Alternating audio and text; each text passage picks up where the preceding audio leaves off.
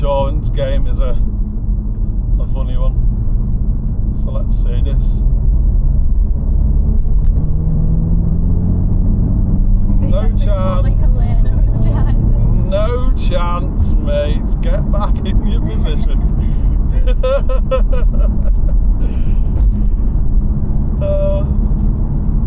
I could sense him wanting to get. Woo! Hate that bit. Could sense him wanting to get past. Oh god. Whoa! Fuck. Jesus. I think that's dead. Yeah. Sorry, bird. Pheasant. It exploded.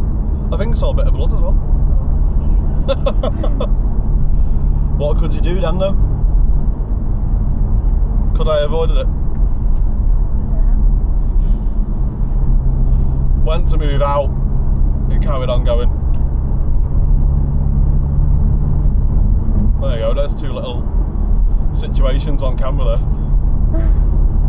Fiesta failed to overtake. And then a poor pheasant got it. Feathers everywhere. I think there's probably a little bit of a mess on the front of the car there. Poor thing. National speed limit now. What can you do? Swerve for a pheasant. End up down there, end up in a car.